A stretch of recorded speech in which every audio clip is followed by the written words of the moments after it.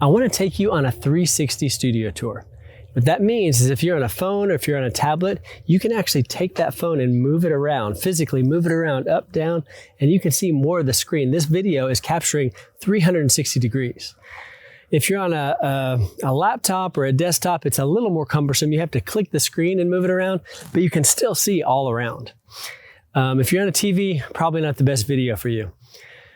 If at any point in the video you want to see more, you can just pause and you can continue to see all around the studio. You can see up, down, left, right, even when the video is paused on YouTube.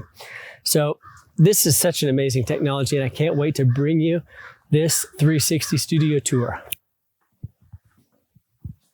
So this is the gallery slash showroom, obviously. Wow.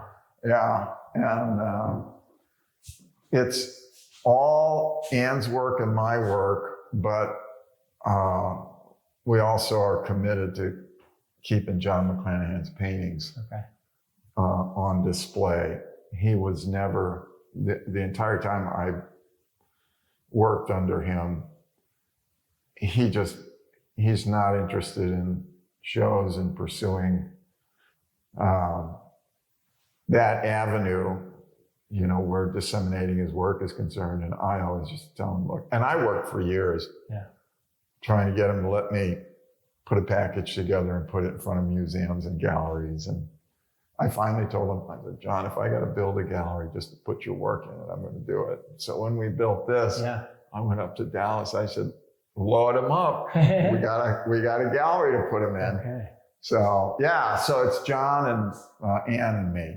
And the work changes quite a bit. I change out John's every few months, and but mine, you know, as people come in and grab a piece or two, I've got holes to fill, and so that's nice. There's enough traffic that I can keep working as much as I have time to work, and it's not piling up, you know, just in back rooms. It's an organic space. It's a very organic space. It's a beautiful space. Good night. So, okay. And I know there are ways I can maximize space, you know, putting little steps and things to put smaller pieces on level so that, you know, you've got 3 surfaces instead of 1 per shelf, but gradually getting there. And it's a learning process. Is this more common now to have your studio and gallery space? And it's definitely more efficient. To have them together? Yeah. It's great. I don't know that it's more common now. A lot of potters, a lot of artists. I was just at a metalsmith in Georgetown. It has a stunning studio and this beautiful, intimate showroom that's right in front, pretty much like this. And, but yeah, a lot of potters who are lethally serious about doing it all their lives, they'll convert an outbuilding or add on or build a freestanding studio. And if you can have a showroom, the reason we're here, one of the big reasons we're here instead of over at our home is because we live in a strictly residential area. Zoning. Yeah, regarding city zoning. And this is mixed. It's commercial and residential. So I'm able to put the studio here and the gallery. Gotcha. So that would be against the rules over where we live. And that's one thing I do regret, because I had a tiny little studio at our home when I was working at Baylor, and I could only make tiny work in it. But those days when I could just literally roll out of bed and go into the studio, bed head and all, and just start work immediately. That's a luxury. I don't have quite that, but this place, having seen it evolve from just an empty lot, and I love know, the quality of the building, the lines of the architecture, the materials that are used, you know, and the plantings. I've been all about growing things all my life. So I do love driving up in the morning and sitting at this 4-way stop over here and just looking at it for a few seconds before I pull in. Yeah. It's nice. It's nice. It's got a nice entry. But so then you go back, and our requisite 2 bathrooms for commercial buildings. This is a break room. That space was designated in the floor plan for our wine refrigerator for openings and things. But the city came in and said, no, that's the perfect spot for your water fountains. I said, what? I've got a refrigerator back here. I filled with water. Anybody that walks in can have one. Nope, you got to have this. Why do I have to have 2? Well, you have to have a regular one and then handicap accessible one. And I said, why don't we just have the handicap accessible one? Said, no, got to have them both.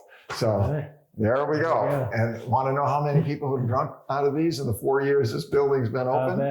Not one. Not one. Yeah. But anyway, so then we've got the little break area and the side patio. We built that cottage. Is it like an Airbnb? Well, we were thinking it might be, but the closer it got to being finished, and the more time Ann and I spent in there, it's fully furnished and it's got a lot of great art in it. But it just felt like a church. And I thought, I don't want people doing what they do when they're, you know, I don't want any of that stuff going on. And I don't want to clean up after other people. And so our kids use it. We have family coming into town. They'll use it, you know, and that's pretty awesome. Much it. I go over there when I'm firing the wood kiln because we'll fire for 36 hours. And I'll go over there and just sit on the couch. I won't even take a nap. I'll just sit on the couch. And it's got a 25-foot ceiling in the living room, and it's beautiful natural light. Oh my gosh. Don't even turn the lights on. It's fabulous. So, yeah. So if that was going to be in this building, and it was just going to be a room about this size where I can have a bed and a shower in the corner for when I was firing overnight. But the architect said, if you do that, you're going to pay tens of thousands of dollars for fire in a commercial building. Any living space means you've got to have the sprinklers, the fire suppression. And she said, the upfront cost is just the beginning. Wow. So she said, but you move it a few feet away from this building and all that goes away. Yeah, and I think so, it's better. So now we end up with a fully furnished. Now I wish we built it bigger because I would move into that in a heartbeat. In a heartbeat, but it's a little too small. So this is the studio where I work and where I make and glaze things. And it's a wonderful space. But I've had a lot of people ask if I'll give them lessons. And after having worked in this space for even 2 or 3 months, I realized that, no, I can't. There's not, I mean, this is just one run of pots here and everything's full, you know? So yeah, it's the right size. Yeah.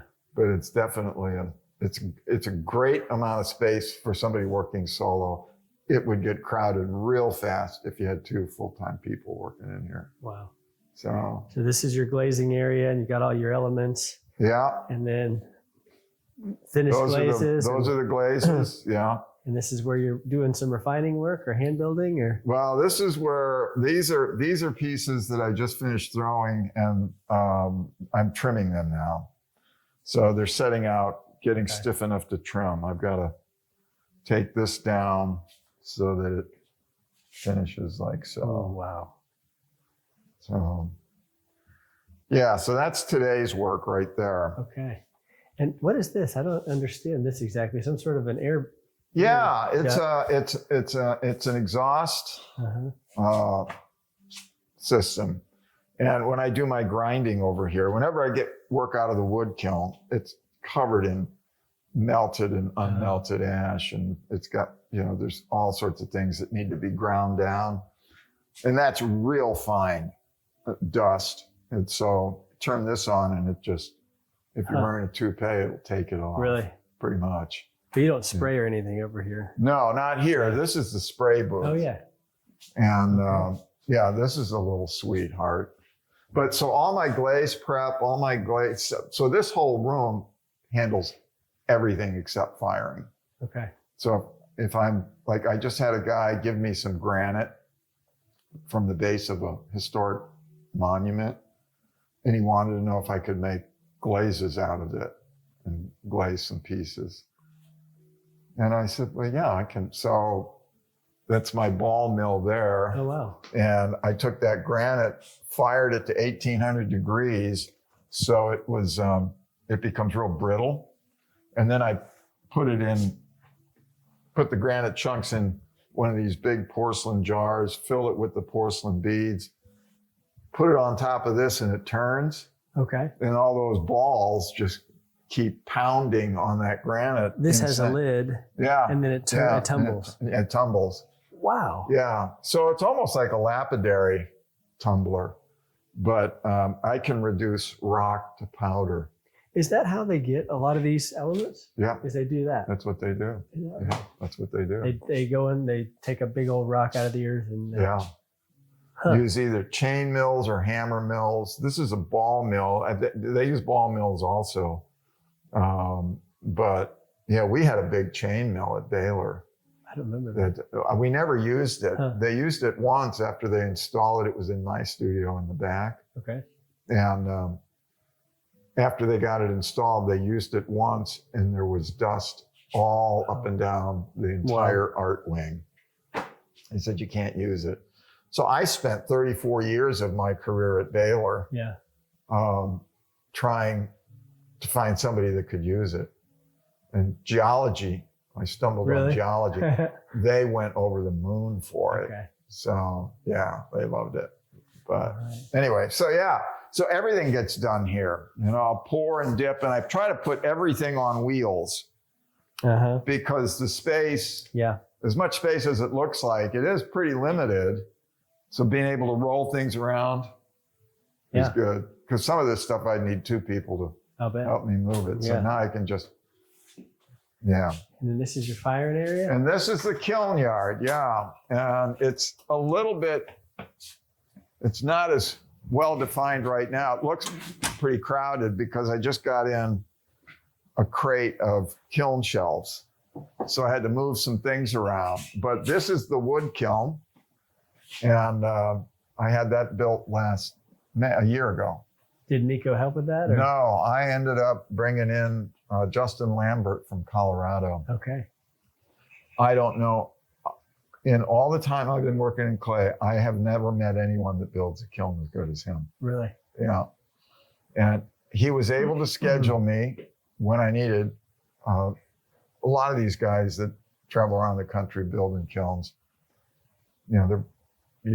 if you book with them, it's 2 years. Get out. And he came within 4 months. No way. Yeah. And built a better kiln than the other guys would have built. But so that's the wood kiln. And then this, all this stuff still out from moving those kiln shelves. But I built these guys. These are little rolling wood racks. Okay. Each one of these holds 1/4 of a cord of wood, and that holds half a cord of wood, little more than half. And that's what we fire. That's what we burn every time we fire this kiln. How many cords do you use? We use a full cord. Is that right? Every time. So all that, there's another half cord sitting out there that I got delivered the other day. And it's, split for fireplaces and whatnot, smokers. But since this kiln is a small kiln, the wood has to go through that. Oh, wow. So I have to split all that down. Okay. And then put it up in these wood racks. So that's a gas kiln. I just unloaded that. And electric kiln. And we've got It's sheltered real well in here, but I needed to have air movement, so there needed to be a panel that was open. Okay. And then that rock wall breathes. Yeah. You know, it's porous, so we've got good air movement in here. But we do get a little bit of weather in here. So when I'm not using the kiln, you know, You cover it especially this electric one. Yeah. I keep it wrapped up, and various clays and again most everything is on wheels, so I can when we fire the wood kiln, everything comes away from there and it's all open. Okay. You know, so And you're all cone 10 in here, yeah? Or mostly? Cone Cone 10 or 10 hotter? to cone 12. Okay. Yeah, 10 to 12 is where we are. Yeah, everything. Well, thank you for showing me around. Absolutely.